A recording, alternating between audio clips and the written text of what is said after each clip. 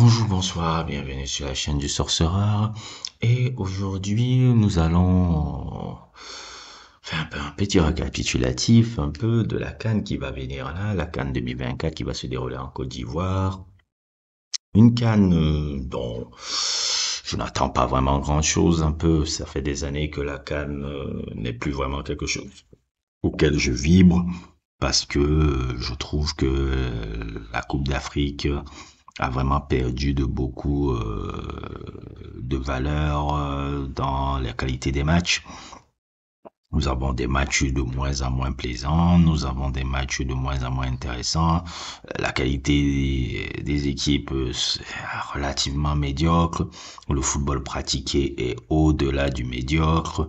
Les équipes présentées montrent des joueurs beaucoup plus physiques que techniques, alors que avant c'était le contraire. Les joueurs africains étaient techniques mais manquaient de discipline tactique. Maintenant, tu vois des joueurs physiquement imposants, mais des joueurs qui manquent énormément de technique et des joueurs qui ont aussi une grande tactique. Donc, ce qui fait que les matchs sont très ennuyeux. Les trucs sont très ennuyeux, mis à part un peu si tu es chauvin et tu es seulement en train de supporter ton pays pour voir ton pays africain gagner par rapport à un autre et narguer les autres pays africains. Sincèrement, la CAN, pour moi, qui suis camerounais, et on en a gagné 5, 8 finales. Vous savez que moi, que la Cameroun gagne ou pas la CAN, pour moi, comme disait l'autre là, moi, c'est un jeudi, hein. C'est un jeudi que le Cameroun gagne la CAN. Donc, moi, quand je vois alors ce truc-là, je vais essayer un peu de faire le récapitulatif, un peu des équipes en cours, de ce qui va se passer, je fais un peu un récapitulatif et tout. Et on va d'abord commencer par une équipe qui a réalisé, on va dire, qui a réalisé quelques belles performances dernièrement sur le plan international. Je veux parler, bien entendu, du Maroc. Le Maroc, en ce moment, est en pleine bourre. On va pas se mentir, les mecs là, en ce moment, ils sont en super bourre. L'équipe a l'air très jeune. L'équipe a l'air, comment on appelle ça? L'équipe a l'air très en forme. J'adore le coach. J'oublie encore le nom du coach là. Pour moi, c'est le coach marocain là. Je sais plus comment il s'appelle encore le mec là. Walid Regragui. Walid Regragui est un grand personnage de l'histoire du foot africain. Ça, oui, je compte les gars du Maghreb, les gars, mais je sais que souvent, nous, on a des problèmes un peu avec les mecs du Maghreb. Mais pour moi, ils font partie du continent africain. Oui, il y a tout ça, je les considère quand même comme des Africains. C'est des Africains, c'est des Maghrébins d'Afrique. Vous pouvez dire tout ce que vous voulez, ou tout, mais moi, je les considère quand même comme des Africains. Et Walid Regragui restera pour moi un des personnages les plus intéressants du football africain. C'est quelqu'un que je trouve charismatique. C'est quelqu'un qui donne des conférences de presse géniales. Je me marre dans chacune de ces conférences de presse. C'est quelqu'un qui est franc. C'est quelqu'un qui explique ses choix. Et c'est quelqu'un qui a réussi à vraiment amener son pays on va pas dire sur le toit du monde, mais on va dire un peu très haut sur le plan international et tout. Et on faut pas oublier que Walid Regragui, a déjà fait quelque chose avant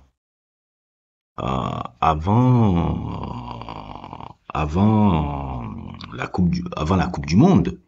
Walid Regragui a amené, comment on appelle ça? En tant que coach, il a amené Wydad gagner la Ligue des champions africaine en 2022, avant qu'il ne prenne la sélection. Il faisait déjà un gros travail sur le plan du championnat local et il a gagné la Ligue des champions africaine déjà en 2022 avec Wydad. Walid Regragui, et tout, c'est quelqu'un qui a fait énormément de bon boulot dans ce pays, dans le foot de ce pays-là. Et tout, que je trouve toujours un foot qui ont des super joueurs, mais que j'ai jamais su pourquoi il n'y a jamais eu de cohésion et autres. Et tout. Les joueurs, souvent maghrébins, sont des joueurs qui ont une sensibilité technique, truc. Et je sais pas pourquoi souvent, en tout cas très peu avant que le Maroc ne parte en demi-finale, que le football du Maghreb, des joueurs des équipes du Maghreb n'arrivaient pas souvent à se transcender dans les compétitions internationales. Là, ça n'est pas un peu le cas. Maintenant, je dois l'avouer, Walid Regragui n'a pas la vision de foot auquel je défends. Lui, il avoue lui-même, il vous dit, je ne suis pas Guardiola. Je ne suis pas Guardiola. Le gars que je kiffe, c'est Mourinho. Il le dit lui-même, hein, ses interviews, lui, il le dit tout le temps. Si vous voulez du beau jeu, allez, bon, allez revoir ailleurs. C'est pas avec, c'est pas avec nous que vous allez le voir. Ouais, c'est assumé, ça me dérange pas, c'est assumé. Tu vois, c'est ça qui me gêne un peu. Je préfère vraiment Walid Regragui que Deschamps. Parce que Deschamps, lui, il essaie toujours de nous faire croire qu'on ne comprend rien. Et qu'on ne peut pas discuter son style. Mais lui, Walid Regragui, il assume son style et il le dit et le truc. C'est pour ça que moi, je le trouve beaucoup plus sympathique. Deschamps, il est ça et c'est comme si il prend de haut un peu nous les spectateurs quand on regarde son équipe en disant mais il ne donne aucun choix, il n'explique pas ses choix, il n'explique rien, il nous fait comme si on est des cons qu'on ne doit rien comprendre dans son faux style à la con là. Il dit l'essentiel c'est que je gagne. Alors que Walid Regragui vous dit ah moi j'ai pas d'autre choix. Moi je pense que ma vision comme ça là du foot que je fais là, c'est la vision qui me permet d'aller très loin. Et il va s'expliquer. Je me rappelle un peu quand il est venu quand il est venu à l'after foot expliquer un peu ses choix de ses foot et tout, il les a dit. Moi, je suis pas un poète. Moi, je suis pas un poète. On a besoin de faire des résultats. Je suis une équipe africaine. On ne peut pas jouer autrement que cela. Moi, je pense que c'est la manière la plus efficace pour pouvoir aller loin. Et quand on regarde mes résultats, j'ai eu raison. Et oui, c'est un personnage passionnant, Valérie Gary. Voilà, c'est des sélectionneurs. C'est pour moi, un des plus grands sélectionneurs de l'histoire du football africain, ce gars-là. Il est passionnant comme pas possible. C'est pour ça que son groupe le suit comme ça. Son groupe est capable de mourir son groupe est capable de mourir pour lui. C'est vu comment il a transcendé ces mecs-là. Quand tu regardes les joueurs, c'est des super joueurs, hein. Ounani, Hakimi et tout le reste, et tous ces joueurs-là, même, comment il s'appelle, à Bouffal. J'ai pas reconnu Bouffal dans cette Coupe du Monde. J'ai dit, mais attends, c'est le Bouffal qui était à Leicester et tout. Je les ai pas reconnus. Walid Regragui, c'est un meneur d'homme, comme rarement j'ai vu. Et moi, j'apprécie ce truc. C'est pour ça que je dis le Maroc, il sera encore très difficile à jouer dans cette Coupe du Monde, dans cette CAN truc. Maintenant, est-ce qu'il va proposer un autre jeu? Parce que je sais un peu de voir, est-ce que sur le plan continental, il va proposer un autre jeu? On verra bien. Mais le Maroc risque d'être vraiment un grand favori pour cette CAN 2024. Maintenant, on va s'attaquer à l'équipe de la Teranga, Sénégal.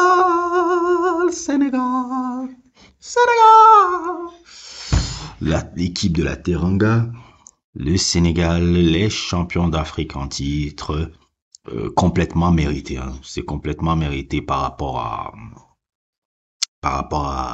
le gros travail qui a été fait sur le terrain ici. Parce que cette victoire-là, c'est la victoire d'un gros travail qui se fait sur le terrain ici depuis 2012. Et s'il y a bien un mec que je pense qu'on doit je pense qu'on doit mettre des statuts, on doit mettre même des centres de formation au nom du gars là, Karim Séga Diouf. Karim Séga Diouf a beaucoup à y voir dans le succès du football sénégalais récemment. Parce que quand tu regardes un peu non pas pour aller aussi les crédits d'Aliou Cissé, L'un des meilleurs je pense que c'est le meilleur sélectionneur sénégalais de tous les temps. C'est pas Metsu, c'est lui. Et je pense aussi que Aliou Cissé fait partie des grands sélectionneurs aussi du continent, hein, de l'histoire du continent. Ouais, ouais. Si on commence à regarder ce qu'il a accompli et tout, et je regarderai encore ses cannes, mais déjà, je peux le placer parmi l'un des meilleurs sélectionneurs de l'histoire du football africain, hein. Et en plus, très agréable de voir que c'est un sélectionneur de couleur noire. Ça, c'est encore cool, ça. C'est l'un des plus grands sélectionneurs de l'histoire du football africain. Ça, je commence à le mettre là-dedans. Je commence à le mettre quand je vois un peu l'histoire des grands sélectionneurs un peu du football africain. Aliou Cissé n'est pas loin, hein. Aliou Cissé, il est bien là. Il est bien là. C'est les résultats parlent pour lui. Le groupe qu'il a formé parle pour lui. Je peux le mettre là-dedans. Je peux le mettre facilement là-dedans. Et comme je peux revenir un peu à ce que je disais un peu sur Karim Séga Diouf a fait, et Mayacine Mar, faut pas l'oublier, le TTN aussi qui est là depuis 2012, ils ont fait vraiment un gros boulot. Ils ont vraiment fait un gros boulot sur le terrain. Pas forcément, bon, c'est ça, ça me gêne un peu. C'est vrai que toujours en Afrique, on n'a toujours pas de projet de jeu concret.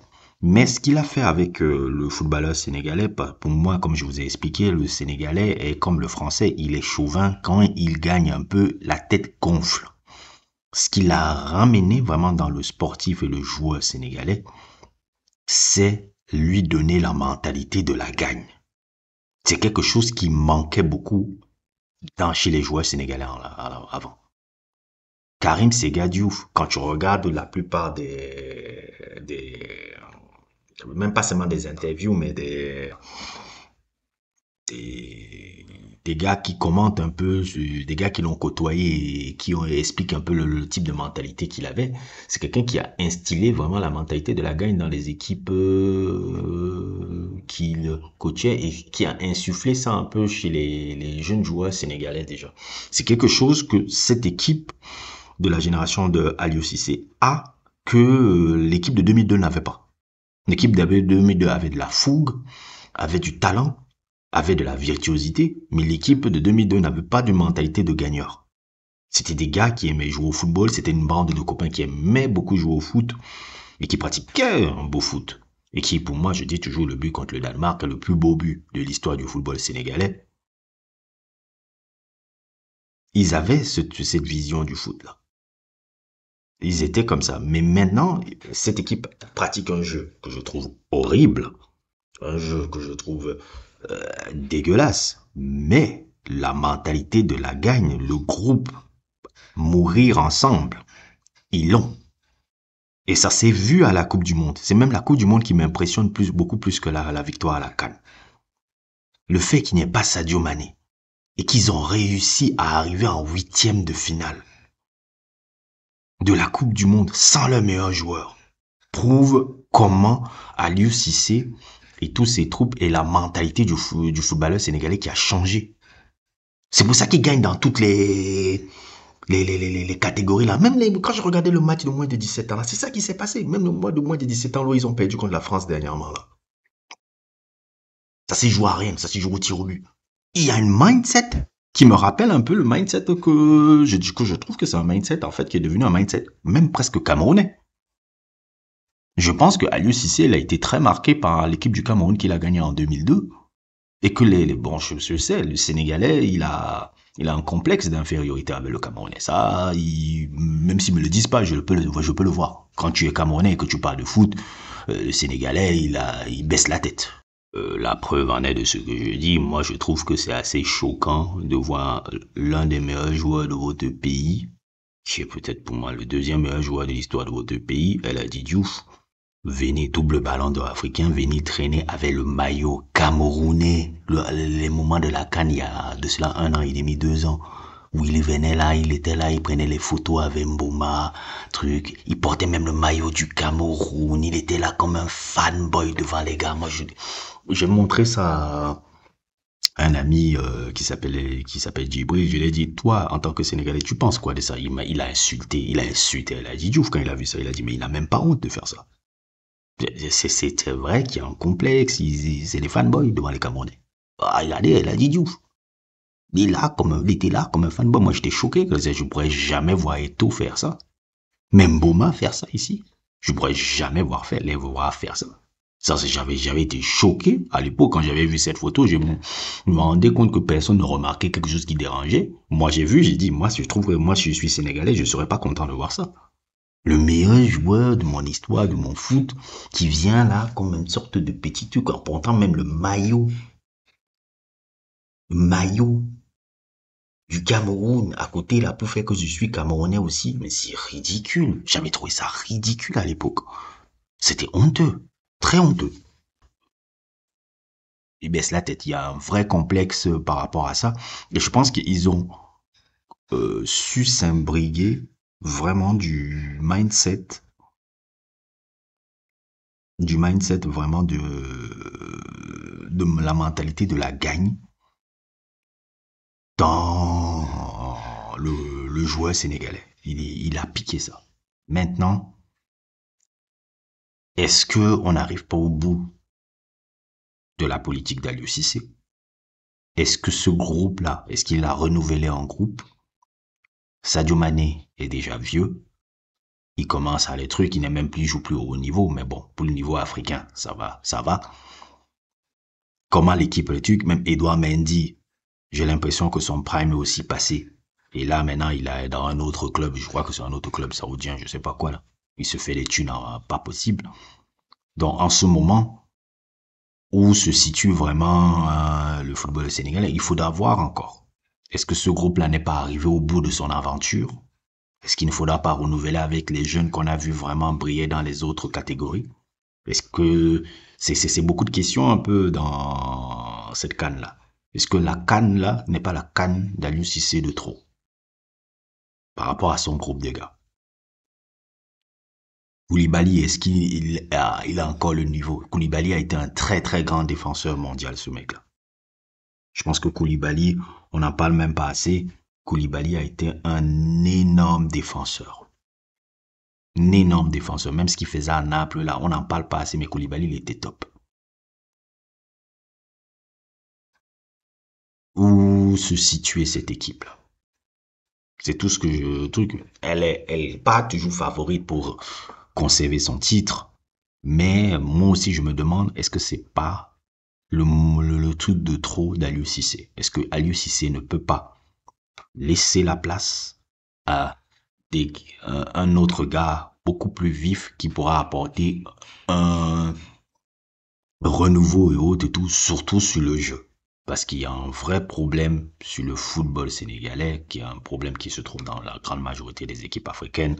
Le jeu n'est pas priorisé. Moi, c'est tout ce que je vois un peu dans cette équipe-là. Elle peut gagner la CAN comme elle peut sortir au premier tour. Parce que je me dis, quand j'essaierai de voir maintenant quel est leur mindset quand ils vont jouer le truc, parce que comme je vous l'ai dit, quand le Sénégalais gagne, c'est souvent compliqué dans la tête. Est-ce qu'ils sont capables de se faire mal encore? C'est tout. C'est tout ce que j'aurais à dire sur le truc. Mais ils partent toujours en grand favori. Au Cameroun, berceau de nos ancêtres, va debout et jaloux de ta liberté. Rigaud Besson ne sait pas ce qu'il fait. Comme d'habitude, on va venir bricoler. Parce que de toute façon, la CAN, on peut toujours la gagner, même si on n'est pas prêt. La préparation au Cameroun, on s'en fout.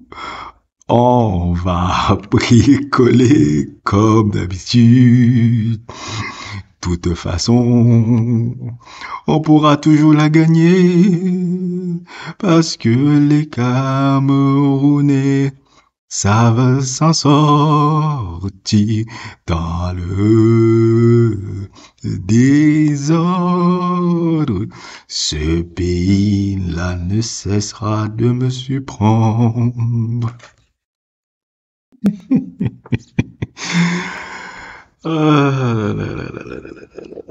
Ah, les l'équipe du Cameroun qui propose des matchs complètement,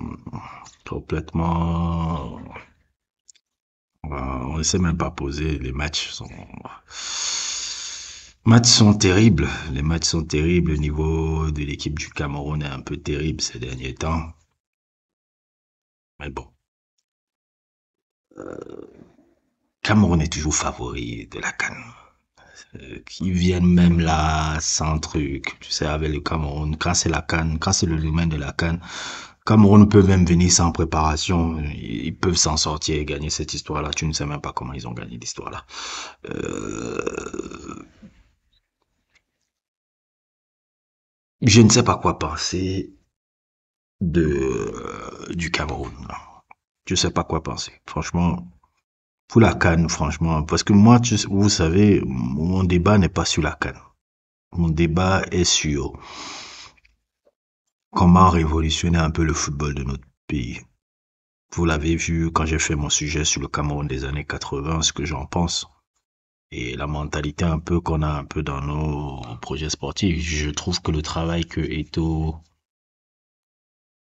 fait sur le terrain est incroyable en tant que président de la fédération. Même si on dit qu'il prend un peu les pleins pouvoirs et qu'il est un peu la seule personne qui essaye de trucs, mais je préfère 1000 fois ça que quelqu'un qui est la bande de corrompus qui était là avant lui. On me dit, oh, peut-être Eto'o fait la corruption. Au moins, il construit des choses. Il construit des choses. Regardez la cérémonie qu'on a vue là dernièrement, là. Depuis 2 ans, on a une cérémonie sur le championnat de Cameroun et il refait à ce que l'élite 1 et tout. Le vainqueur même du ballon d'or camerounais, là, Emmanuel Marop, là, il a un beau chèque de 5 millions et 2 voitures BMW qu'on lui a données. Mais il y a une véritable, les joueurs commencent à être très bien payés dans le championnat camerounais. Je trouve que ce que Eto'o fait comme travail, c'est incroyable, les infrastructures, l'amener dans une certaine forme de professionnalisation. Maintenant, le travail va être long avant qu'on le voie, mais je dis toujours, je le répète, c'est le même truc que je répète avec le Sénégal. Il faut repenser complètement le joueur camerounais. Regardez même sur les trucs là. Oui, Zambo Anguissa est un très beau joueur. Ouais, Zambo Anguissa d'ailleurs même. Je dois avouer que c'est un cas exceptionnel, hein, ce gars-là. Tu m'aurais dit il y a 5 ans, 6 ans quand il venait à Marseille là que Zambo Anguissa allait devenir un très grand joueur du championnat italien. Je t'aurais rigolé au nez et que le mec va devenir un gars. C'est quelqu'un qui n'avait aucune technique. Quand il était à Marseille, il n'avait aucune technique. La qualité technique, l'évolution technique qu'il a eue, je l'ai jamais vu dans l'histoire du foot, quelqu'un comme ça, qui quitte. Imaginez Alou Diarra, qui commence à devenir un peu Patrick Vieira. Ben, c'est un peu ça, en Zambo Anguissa. Zambo Anguissa, c'est un Alou Diarra. Et encore, Alou Diarra avait des pieds carrés, qui devient Patrick Vieira. J'ai rarement vu ça dans l'histoire du foot, ça. Et son évolution est vraiment à saluer. Il a été champion d'Italie avec le Naples. Il a été un des meilleurs joueurs du championnat italien l'année passée. Ça, ses performances l'ont vraiment montré. Il a été très top. Là-bas, maintenant, c'est vrai que sa relation avec l'équipe nationale est un peu contrastée. Elle est un peu contrastée. Il a des problèmes avec Choupo-Moting, des problèmes avec le président de la fédération. J'ai l'impression que le mec, dans le langage corporel qui me renvoie, j'ai l'impression que c'est quelqu'un qui a un peu maintenant un ego, qui a beaucoup gonflé. Depuis qu'il a un peu le statut qu'il a acquis en Italie, j'ai l'impression un peu que son ego est un peu... il se prend pas pour 5 francs, quoi. Je pense que... Et quand il vient un peu en équipe du Cameroun, il vient un peu avec un ego mal placé, je trouve, dans ce qu'il renvoie. Dans son langage corporel, dans ses trucs et dans certains trucs que je vois, des vidéos que je vois, je tique un peu, je dis... Il vient un peu en pensant qu'il est le boss ici, alors que concrètement, en équipe du Cameroun, il n'a encore rien prouvé. Oui, tu as fait des choses en Naples, mais en équipe du Cameroun, tu n'as encore rien fait. Rien. Rien. Rien. Et et tu n'as pas encore ton statut, tu dois le mériter, quoi. C'est pas à Naples, parce que tu as fait des choses à Naples, qu'on va te donner un statut. Non, ton statut mérite de tes sur tes performances sur le terrain à l'équipe du Cameroun pour qu'on te dise, OK, tu as un statut de leader et après tu peux faire et gonfler comme tu veux. Tant que il n'a pas ça, moi je vois pas l'intérêt pourquoi et autres et tout. Et toi as complètement raison de le traiter comme il le traite. Et je trouve que c'est le truc que Vincent Aboubakar peut le faire. Il a prouvé sur l'équipe nationale. Vincent Aboubakar peut faire tout ce qu'il veut. C'est pour ça même qu'on le donne le capitanat. C'est pour ça qu'il est ce qu'il est là en ce moment. Oui, il a prouvé sur le terrain. Toi, on t'a pas encore vu prouver. Tu as prouvé à Naples. Mais c'est pas parce que tu as prouvé à Naples que ça vaut ce que tu as prouvé en équipe du Cameroun. Donc, c'est un peu ça. Aboubakar, bon, moi je suis un peu frustré un peu pour Aboubakar parce que je vais parler même pas forcément de la CAN, mais de la Coupe du Monde 2022. Les balbutiements un peu de notre sélectionneur Rigobert sont que j'aime beaucoup, mais que j'ai l'impression vraiment que le mec, il ne comprend absolument rien à rien. Le gars est complètement largué. Il comprend rien, le gars. Tactiquement, truc, j'ai l'impression parfois même que c'est Eto'o qui fait la composition de l'équipe. Je pourrais dire que les balbutiements de notre sélectionneur Rigobert sont à la Coupe du Monde, là, ont sacrifié la Coupe du Monde à Boubacar. Aboubakar, s'il avait été titulaire à la Coupe du Monde, je pense qu'on ne sortait pas au premier tour. Je pense qu'on allait aller au moins minimum quart de finale de cette Coupe du Monde-là. Le match contre le Brésil et le deuxième match contre la Serbie l'ont montré. On paye vraiment les erreurs de notre match contre la Suisse qu'on avait assez bien maîtrisé dans le jeu. Après cette erreur défensive un peu qu'on a eue, mais le fait d'avoir pas utilisé Aboubakar nous a privé d'un mec qui aurait pu avoir une Coupe du Monde assimilable à celle de Asamoah Gyan en 2006 et en 2010. Vous vous rappelez un peu Asamoah Gyan de l'équipe du Ghana, là, comment il portait l'équipe du Ghana dans les Coupes du Monde respectives de 2006 et de 2010, là. Aboubakar aurait pu être ça, parce que j'avais l'impression qu'il était à l'apogée de son football, là.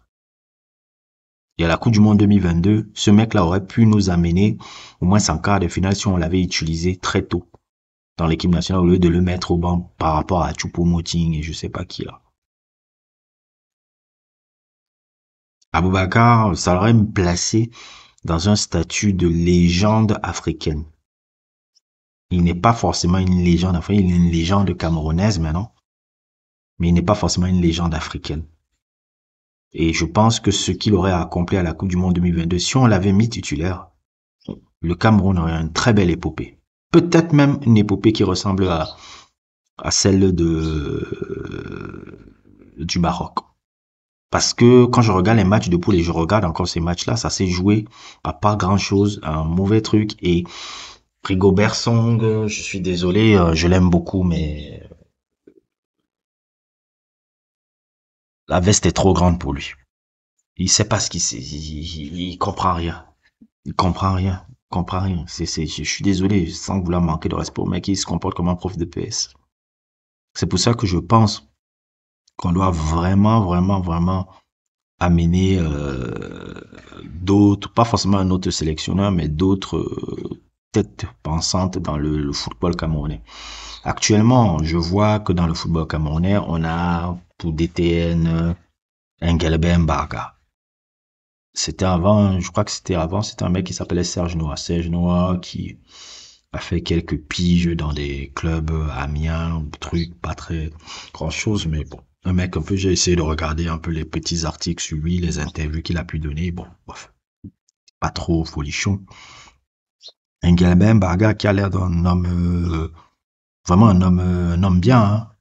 J'ai l'impression que je vois un homme bien quand je vois Engelben Barga. Mais je suis désolé de dire ça. Ce mec, en termes de DTN, je ne vois rien dans son, même dans l'interview qu'on a regardé là, que j'ai vu là, il parle pas de projet de jeu, il parle pas de, on n'entend toujours pas les mots comme projet de jeu, on entend toujours les mecs former les jeunes, aller dans la formation. Je pense qu'ils sont en train un peu, Eto'o essaie un peu de recalquer un peu le modèle sénégalais, un peu, ou essayer un peu de créer un peu une sorte de vivier de joueurs, vivier le truc, mais je pense que le mal est plus profond que ça. Comme vous l'avez vu sur mon sujet, même sur la KSA, il faut repenser complètement le joueur. Le truc, là. Regardez sur le terrain, là. Nous avons presque que des milieux défensifs. Très peu de technique. On va me dire, Zambo Anguissa est technique. Oui, technique, truc, mais je ne parle pas de ça. Quand je parle de technique, je pense à Fédé, je pense à Abega. Des gens qui ont une technique et un QI foot très élevé. Comment faire pour rechanger le football camerounais? Pourquoi ne pas apporter je le risque de le répéter, je le répète tout le temps, pourquoi ne pas apporter des techniciens sud-américains comme Sampaoli qui peuvent révolutionner complètement notre football dans la formation et dans plein de choses, pourquoi pas? Pourquoi même pas qui prolonge et aide des mecs comme Rigobert qui sont complètement largués? Oui, là, aujourd'hui, nous avons la CAN et tout. La CAN peut être positive parce que le Cameroun peut la gagner, mais même si elle la gagne, ça n'apporte pas grand-chose dans le véritable combat qui a à mener. Le combat n'est pas amené à savoir si on doit gagner les CAN. Peut-être encore si c'était une Coupe du Monde, encore j'aurais pu dire ok, on regarde le résultat pour la Coupe du Monde. Mais je pense que le problème global, même pas seulement du football camerounais, mais du football africain, c'est penser les projets de jeu. Dans le jour où on ne fait ça, je pense qu'on aura une très grande avancée dans le football de notre continent et aussi le football de notre pays. Parce que je vous dis les mecs, les Asiatiques sont en train de nous dépasser. Je vois ce qui se fait au Japon là. J'ai regardé les Japonais dans la Coupe du Monde de 2018 et la Coupe du Monde 2022 là. Ces mecs, ils sont fait 2 fois huitième de finale de Coupe du Monde. Ils ont amené ce monsieur-là, comment il s'appelle là, Monsieur Dussault. Monsieur Dussault, c'est un ancien gars de la Clairefontaine. Il est parti récréer un truc de Clairefontaine là-bas au Japon. Les résultats, je crois qu'il était parti en 2010. Les résultats sont en train de montrer là. Le football japonais, les joueurs japonais sont des meilleurs techniciens et des meilleurs QI foot que nous on a. Alors qu'avant, tu pouvais pas comparer le football asiatique et le football africain. Et ils sont devant nous maintenant. Les joueurs japonais, sont pas des oufs. Mais quand je les regarde jouer, quand je regarde même le match qu'ils ont fait contre l'Allemagne en Coupe du Monde où ils les ont gagnés, en termes de QI foot, c'est impressionnant. C'est impressionnant. On prend vraiment, vraiment du retard dans ça. Et tant qu'on ne pensera pas projet de jeu, former de joueurs et repenser quel est le type de joueur camerounais, j'aime beaucoup Emmanuel Marop. Son parcours est inspirant. C'est le meilleur. Le fait qu'il soit même sélectionné en équipe nationale aussi, je trouve que c'est bien de sélectionner un joueur qui a été le meilleur joueur du championnat camerounais. Je trouve que c'est très bien dans le message, dans le truc. Je trouve que c'est parfait de faire ça. On l'avait déjà fait même déjà à la Coupe du Monde 2022 aussi. Je trouve que c'est parfait de faire ça. Et il faut repenser le joueur camerounais. Je pense que c'est très important pour révolutionner notre foot. Tant qu'on ne fait pas ça, les victoires à la CAN, les victoires à la CAN ne servent à rien. Pour moi. Une victoire à la CAN du Cameroun ne m'apporte rien. Je vous assure, si la Cameroun gagne, que le Cameroun soit au premier tour ou gagne la CAN, ça ne me dit absolument rien, les mecs. Parce que moi, pour moi, le problème est plus global qu'une CAN, là. Moi, ça me sert à rien de narguer les gars en disant, on a encore gagné une CAN. J'en ai pas besoin, on en a 5. Une 6e, une 7e, ça ne vaut rien. Si on ne révolutionne pas fondamentalement le football de notre pays, ça ne sert à rien. Je pourrais crier, par contre, si on a un club camerounais qui partent loin en Ligue des champions africaine. Là, je serais dire, ah oui, là, il y a quelque chose qui se passe.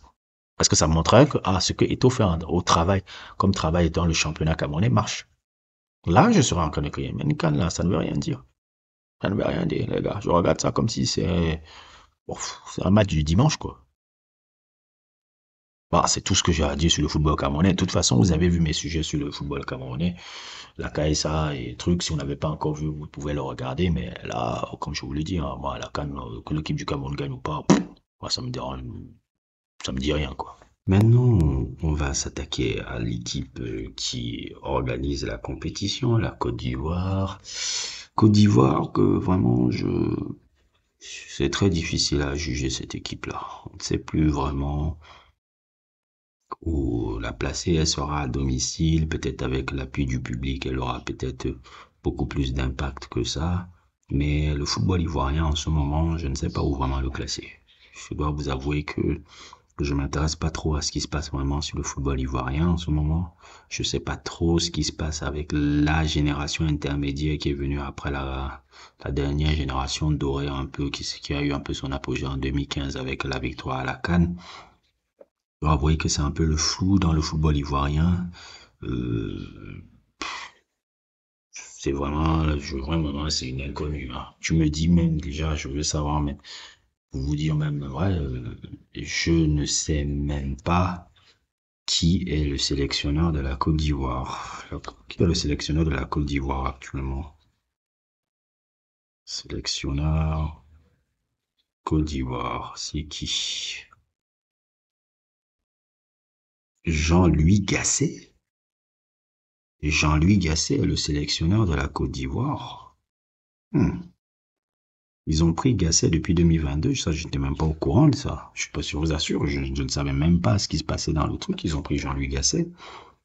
Jean-Louis Gasset, c'est quand même quelqu'un d'intéressant, hein. Moi, c'est pas n'importe qui, hein, qu'ils ont amené là à la sélection. Ça, c'est un vrai, un des meilleurs techniciens même de français aussi, celui-là.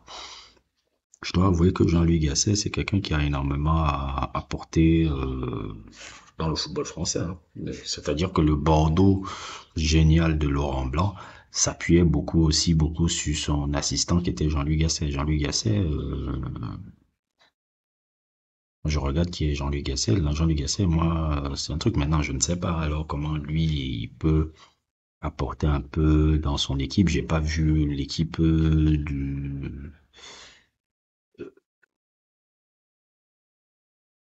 équipe de Côte d'Ivoire jouer ces derniers temps. Je sais pas trop qui sont les nouveaux joueurs ivoiriens. Je sais que Seri est toujours là. Seri est un ancien joueur de Nice que j'aimais beaucoup, qui était encore, je pense qu'il est encore dans la sélection. C'est un très beau joueur et tout. J'aime beaucoup Sébastien Haller par rapport à son histoire personnelle. Je trouve que c'est un homme exceptionnel, ce gars. Ce qu'il a réussi là, par rapport à l'événement qui lui est arrivé et la manière dont il est revenu sur le terrain. Moi, je pensais que même, déjà, d'abord, j'avais peur pour sa vie, mais il a survécu déjà. Et il revient sur le terrain, il arrive encore à être un joueur professionnel à ce niveau. Non, c'est quand même un champion, ce mec-là. C'est un champion. Déjà que quand je le voyais sa vie privée, j'avais beaucoup d'estime pour le gars. Après ça, là, l'estime encore évolue encore à 100 000 par rapport à ce que je vois du personnage. L'équipe de Côte d'Ivoire, vraiment, c'est vraiment entre guillemets, hein. Je peux pas vous dire et tout, parce que je dois vous avouer sincèrement que le truc Jean-Louis Gasset est sélectionneur. Je viens de me rendre compte que Jean-Louis Gasset est sélectionneur depuis 2022 là-bas. Est-ce que Jean-Louis Gasset peut apporter quelque chose encore de pertinent dans le football ivoirien? Je sais pas, je sais pas. Mais je sais que c'est un incroyable technicien, Jean-Louis Gasset. Je dis toujours, Laurent Blanc doit sa carrière à Jean-Louis Gasset. Ça s'est vu quand il n'était plus là. Quand Jean-Louis Gasset n'était plus l'adjoint de Laurent Blanc, ça s'est vu. Ça s'est vu, ça s'est vu. C'est-à-dire que tu sais que c'est Jean-Louis Gasset qui apporte. Le truc parce que généralement Jean-Louis Gasset, Laurent Blanc, il manage un peu à l'anglaise, à la Ferguson. C'est-à-dire que oui, il a des idées de jeu offensif et tout, mais Jean-Louis Gasset, c'est lui qui fait les entraînements sur le terrain. C'est quelqu'un vraiment, c'est un homme de terrain. C'est quelqu'un qui a une vision de foot que j'aime, hein, Jean-Luc Gasset. C'est pas même son Saint-Étienne qui était là, c'était pas un Saint-Étienne qui pratiquait un jeu bidon, hein. Non, non, Jean-Luc Gasset, c'est quelqu'un qui a une très belle vision du foot. C'est quelqu'un que je respecte énormément. Il fait partie des rares coachs français que je respecte énormément. Maintenant, dans le contexte africain, est-ce qu'il est dans ce même mindset-là? Est-ce qu'il n'est pas plus dans un mindset de faire du résultat pour le résultat sans forcément implémenter du jeu ou quelque chose comme ça? Ça, je ne le sais pas. Je ne sais pas le truc parce que j'ai aucune information sur le football ivoirien en ce moment. Je ne sais pas si on est dans la bonne période du football ivoirien. J'ai l'impression que le football ivoirien est très plat. Maintenant, avec le fait que ils jouent dans leur public, le fait que ça joue chez eux, l'euphorie du moment, l'euphorie du truc, ça peut les amener, ça peut jouer aussi sur le truc. C'est une canne. Une canne, ça ne dépend même pas. Tu la gagnes pas par le jeu, tu la gagnes par les coups de poing et les trucs. Donc, À voir. Moi, je dis à voir. Ça peut être au premier tour, comme ça peut aller en demi-finale, mais à voir. Je n'attends rien de la Côte d'Ivoire. Et si la Côte d'Ivoire gagne la CAN, il n'y a rien à dire. Ce sera quoi? Le troisième CAN, je pense. Ce sera le troisième CAN. Tant mieux pour eux. Bon, je pense que il y a rien. Je trouve encore que voilà, le football ivoirien, là, j'ai pas vu. Si je vois, j'ai pas l'impression que je vais découvrir des choses intéressantes. Donc, vraiment, à voir. Et s'ils gagnent, bon, tant mieux pour eux. Bon, l'Égypte, avec le Cameroun, objectivement, sont les deux plus grandes nations de l'histoire du football africain. Tu ne peux pas parler de football africain sans parler de l'Égypte et sans parler du Cameroun. Nous avons les deux plus grandes nations du continent, c'est l'Égypte et le Cameroun. Et maintenant, certains peuvent dire, oh, c'est l'Égypte qui est la plus grande nation parce qu'elle a remporté beaucoup plus de CAN et beaucoup plus de, comment dire, ils ont le plus grand club africain de tous les temps. Al Ahly est le plus grand club africain de tous les temps, non seulement en termes de résultats sur ils ont le plus grand nombre de ligues des champions africaines. Le Zamalek aussi a un incroyable nombre même pas seulement de ligues des champions africaines, mais de compétitions continentales. Et beaucoup de leurs clubs ont remporté, que ce soit le Al Ahly ou Zamalek. Al Ahly est le plus grand club. Al Ahly, c'est le Real Madrid d'Afrique. Ça, depuis la nuit des temps. Depuis la nuit des temps. Ils gagnent tout le temps, ils gagnent tout le temps, ils gagnent tout le temps. On peut pas nier ça. Et nous, on peut dire que on a un peu un rayonnement beaucoup plus international que l'Égypte parce que nous avons des performances un peu qui ont été marquants en Coupe du Monde, aux Jeux Olympiques, en Coupe des Confédérations. Donc, on a un peu ça. C'est deux équivalents. Si quelqu'un me dit que l'Égypte est la plus grande nation africaine, ça me gêne pas. Si quelqu'un dit que c'est le Cameroun, ça me gêne pas. À part ces deux pays-là, je ne vois rien d'autre. Il y a le Nigeria qui vient derrière, il y a tous les autres pays-là. Mais à part l'Égypte et le Cameroun, je ne veux rien entendre sur deux pays les deux pays les plus importants de l'histoire du foot africain. Mis à part l'Égypte et le Cameroun, je ne vois personne d'autre. Et moi, quand je pense à concurrence et rivalité, je ne regarde même pas le Sénégal. C'est-à-dire que quand les Sénégalais essaient de faire souvent Cameroun, Sénégal, là, je vous regarde pas. On vous regarde pas, les mecs. Réveillez-vous, vous n'êtes pas des rivaux. Je ne comprends pas ce que cette volonté de créer une rivalité avec le Cameroun. Vous n'êtes en rien des rivaux. Le rival, pour nous, c'est l'Égypte. Moi, je vous supportais en 2022 parce que je savais que l'Égypte n'allait pas gagner une 8e CAN. Le Sénégal n'est pas du tout le rival du Cameroun. Je ne sais pas qu'est-ce qui vous a mis dans la tête que ça l'est, mais pas du tout. Ni en équipe nationale, ni en club. Historiquement, vous n'êtes pas là. C'est pas facile, mon frère. Ça m'agace souvent quand je vois ici au Sénégal, ils essayent de créer une rivalité avec le Cameroun. Je dis, mais où? Nous, les rivaux qu'on a, c'est les îles d'Égypte. Et l'Égypte, je suis désolé, même j'ai un complexe, on a un complexe d'infériorité un peu avec les Égyptiens. Ils nous battent tout le temps. Ils nous battent tout le temps. Ça, je le sais. Le Sénégal, on ne regarde pas. Les gars, ils font Sénégal, rivalité. Je dis, mais quelle rivalité, les mecs? On ne vous regarde pas, les mecs. On regarde l'Égypte. Et l'Égypte, il faudra toujours compter sur, même s'ils viennent, c'est comme le Cameroun, même s'ils n'ont pas de préparation, même s'ils n'ont pas de truc, l'Égypte sera toujours là. Je n'ai même pas besoin de savoir qui sont les joueurs égyptiens. Je sais que les gars vont être là. Je dois vous avouer, parmi même les joueurs africains de l'histoire, il y a deux Égyptiens que je mettrais parmi les meilleurs joueurs de l'histoire du football africain dans mon top 10. Je mettrai un mec comme Mahmoud El Hadib, qui est l'un des premiers, pour moi, le joueur phare un peu du football égyptien, surtout dans les années 80, là. Le gars de la CAN 86, le président actuel de Al Ahly, véritable personnage important du football de son pays. Je parlerai Osama Sam aussi, il fait partie des meilleurs joueurs africains de tous les temps. Il est incroyable, Osama Sam.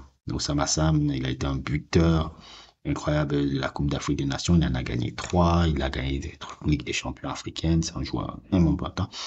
Et sans aucun doute, mon personnage préféré du football africain, du football égyptien. Vous voyez, je n'ai même pas encore parlé de Mohamed Salah. Je vais revenir sur Mohamed Salah. Je ne croyais pas que je l'ai oublié. Je sais pourquoi je parle d'abord de ces gars-là avant Salah. Aboutrika. Aboutrika, je suis désolé, il y a un culte sur ce gars-là, ça va au-delà du foot. L'amour de Aboutrika et l'amour des Égyptiens pour Aboutrika. Aboutrika, c'est déjà pour moi l'équivalent un peu du Zidane même égyptien. Sa façon de jouer, il était fabuleux à voir jouer à Aboutrika. Mais il était fabuleux à voir jouer. Quand je regarde souvent les images de Aboutrika, je dis merde, waouh, t'es truc. On va me dire, eh, pourquoi il n'a pas joué en Europe? Je crois que je vais vous expliquer un peu. Et ça, c'est pour les gens un peu de nous, d'Afrique noire, un peu qu'on a. Les gens du Maghreb, et ça, c'est quelque chose que j'aime quand même beaucoup chez eux. C'est vrai que vous allez m'expliquer qu'ils ont beaucoup de défauts, mais moi, j'essaie toujours de regarder les qualités des peuples, des gens et m'inspirer. Je fais ça avec tous les peuples. C'est pour ça que je peux après voir leurs défauts, mais j'essaie toujours de m'inspirer des qualités des peuples, des gens. Il y a quelque chose qui me plaît beaucoup chez les Maghrébins et que je pense qu'on devrait réapprendre chez eux. Les Maghrébins, et surtout même aussi les Maghrébins d'Afrique, n'en ont rien à foutre de vos ligues des champions là. Quand je discute souvent avec les Égyptiens, avec deux Égyptiens que j'ai connus ici, ils m'ont dit, je les ai dit, les matchs de football et autres, qu'est-ce que vous regardez? Non, pour nous, ce qui est important, c'est le derby Al-Ahly Zamalek. Il dit, vous, le Real Madrid, dit, non, on s'en fout de ça. Nous, on regarde la Ligue des champions africaine et on regarde les matchs du championnat et voir les derbys avec Al-Ahly et Zamalek. C'est là où nous, ça se joue. Pareil pour les gars de Tunisie, eux, ce qui les intéresse, c'est l'espérance de Tunis. Ils s'en foutent de vos Real Madrid, ils s'en foutent de vos Manchester, ils s'en foutent. Ils regardent leur championnat local et la Ligue des champions africaine. Et je pense que nous, en tant qu'Africains aussi, on doit faire ça. Vous allez me dire maintenant, c'est ça qui permet qu'ils ne s'exportent pas et autres et tout. Oui, mais je trouve que cette mentalité-là, d'aimer son championnat, d'aimer ses joueurs locaux et d'aimer surtout que la renforce quand même un peu le football d'un pays. C'est pour ça que j'ai commencé à regarder moi aussi mon championnat local, l'élite 1, et aussi le championnat local sénégalais. Puis j'ai recommencé à faire ça cette année. Les résultats, regarder les résultats et autres. Je vous assure que le football européen en ce moment-là, moi, je suis très désuet. Je tombe souvent sur des matchs, mais je trouve là-bas peut-être regarder une équipe de Brighton un peu quand elle joue, là. Mais vos trucs de Ligue des Champions, traitez-moi un peu d'élitiste ou que vous voulez, hein, mais vos trucs de Ligue des Champions là, d'ailleurs que ça va devenir la Super League, ça m'intéresse plus les mecs. J'ai dépassé le cadre de regarder le foot sur ce genre de trucs là. Regarder, le PSG va faire quoi? Non. Seulement, c'est sélection, football local et sélection. C'est maintenant ça qui m'intéresse. Football local, sélection. Football local, sélection. C'est pour ça que, si vous remarquez bien, je parle beaucoup plus de sélection que de football de club. Je parle sélection, club, sélection, local. C'est ça qui m'intéresse maintenant. Votre football de Ligue des Champions, là, où vous supportez Manchester City aujourd'hui. Après, quand Manchester City n'est plus cool, vous partez supporter le PSG. Après, quand le PSG n'est plus cool, vous partez supporter Real Madrid et tous ces conneries-là. Ça vous regarde. Mais moi, je ne conçois pas le foot comme ça. Donc, c'est ça qui me plaît beaucoup avec ces gars-là. Eux, ils aiment leur club, leur club. Et je trouve que c'est quelque chose qu'on avait avant, parce que je me rappelle avant, dans l'époque de mon père, eux, ils parlaient toujours que nous, on regardait le Canon, le Dynamo de Douala, ils étaient dans ça. Nous, on est là en train de regarder des Ligues des Champions de Sanjaï, des Jude Bellingham, alors qu'on a nos joueurs locaux aussi qu'on doit regarder. Donc c'est ça qui me plaît avec les Égyptiens. Et Aboutrika, c'est ça qui est bien. Aboutrika est mon joueur égyptien préféré de tous les temps. Non pas parce que c'est seulement un super joueur de foot qu'il a été, mais aussi le personnage politique qu'il incarne dans son pays. Vous savez, j'aime le footballeur qui incarne autre chose qu'un gars qui tape bien dans le ballon, qui incarne un politicien. Je suis pas totalement OK avec toutes ces positions sociales et politiques, mais je trouve fantastique comment il est important dans la politique de son pays. Aboutrika, il n'a pas peur de parler de tout. Il parle de tout, il parle de sujets politiques, il parle de tout. Là, on l'invite dans des talk shows. C'est toujours passionnant d'écouter Aboutrika. C'est un homme excessivement intelligent. Incroyable ce personnage. Et c'est pour ça que j'adore Aboutrika. Même si je ne valide pas toutes ses idées politiques, mais c'est un personnage vraiment toqué. Pour moi, toute proportion gardée, je pense que c'est le personnage le plus important du football égyptien, jusqu'à aujourd'hui. Même devant peut-être Mahmoud El Hadib. Même peut-être devant Mahmoud El Hadib. Maintenant, vous allez me parler, je vais parler maintenant de Salah. Salah, pourquoi Salah, je ne le mets pas dans la dimension des gars que je vous ai cités. Ok, Salah, il a gagné une Ligue des Champions. Ok, Salah, il a eu Ballon d'Or. Ok, Salah, il a fait tout ça à Liverpool et autres et tout, mais tant qu'il ne gagnera pas de CAN, il n'est pas dans la dimension des joueurs égyptiens que je vous dis là. Tant qu'il ne gagnera pas de CAN, les Égyptiens, je ne parle même pas seulement moi, je parle des Égyptiens. Les Égyptiens ne sont pas gaga sur Mohamed Salah, comme vous le pensez. Il n'a pas ramené de CAN par rapport à tous les gars que je citais là. Et même s'il gagne une CAN, je ne suis pas sûr qu'on mettra Salah dans la même dimension que Aboutrika en Égypte. Je suis pas sûr. Parce que Aboutrika, on parle de deux CAN, on parle des Ligues des champions africaines, mais on parle aussi d'une épopée où il a amené Al Ahly à la Coupe du Monde des clubs où les mecs ont réussi à être demi-finalistes de la Coupe du Monde des clubs en 2006. C'est ça qui le rend aussi légendaire, ce mec. On parle de ça où ils ont gagné la médaille de bronze de la Coupe du Monde des clubs avec Al Ahly, un club africain. Même si c'est les gars du Maghreb d'Afrique, même si c'est des Maghrébins d'Afrique, je le compte comme des Africains. C'est pas rien, ce mec. Et Salah, oui, pour l'instant, il a un peu la même position que Messi en ce moment. Que Messi avait une époque. Oui, j'ai accompli des choses à Barcelone, oui, ou autre et tout. Tant que je n'ai pas été tué, les Argentins ne vont pas m'aider. C'est la même chose avec Salah. Tant qu'il ne gagnera pas la CAN, hein, les Égyptiens ne le mettent pas là. Il n'a pas encore la dimension des personnages que je vous ai cités là en Égypte. Oui, il a fait ça, oui, il a fait ça, oui, il a fait ça, il a fait ça. Les ballons d'or, il est tout. Oui, oui, oui, oui, j'accepte tout. Mais tant qu'il ne gagnera pas de Coupe d'Afrique, et je pense que c'est le truc le plus important de sa carrière de gagner ça, plus que même gagner une Ligue des Champions avec Liverpool, il ne sera pas placé dans la dimension des joueurs que je vous ai cités là en Égypte. C'est importantissime pour lui dans son héritage qu'il veut laisser en tant que grand joueur qu'il a été, de gagner une CAN. Tu ne peux pas être un parmi les monuments de l'histoire du football égyptien si tu n'as pas gagné une CAN. C'est impossible. Et je veux même, je exhorte même les Égyptiens qui sont peut-être dans mes abonnés s'il y en a, de me dire si je dis si je mens. Je regarde un peu comment vos médias traitent ça là. Il n'y a même pas un peu de délit d'enfant de cœur que vous faites sur ça là. Vous le martelez bien même quand il n'a pas amené l'équipe nationale à la Coupe du Monde là, ce qu'il a pris dernièrement là. Ah oui, ah oui, si tu ne... les performances, je vous ai toujours dit, les performances en club, c'est cool. Mais les performances en sélection t'amènent dans une dimension différente. Si tu ne brilles pas en sélection, il y a quelque chose qui te manque. Et il faut ramener ça dans la culture foot. Je sais que vous aimez club, je sais pas quoi là. Il faut ramener sur ce côté-là. Et c'est ça qui est la réalité. Les performances en sélection te mettent dans une dimension plus grande. C'est pas pour rien quand tu vois Sadio Mané gagner avec le Sénégal, il est heureux. Plus que quand il a gagné la Ligue des Champions avec Liverpool. Il est devenu le meilleur joueur sénégalais de tous les temps et parmi les meilleurs joueurs africains de tous les temps quand il a gagné la CAN.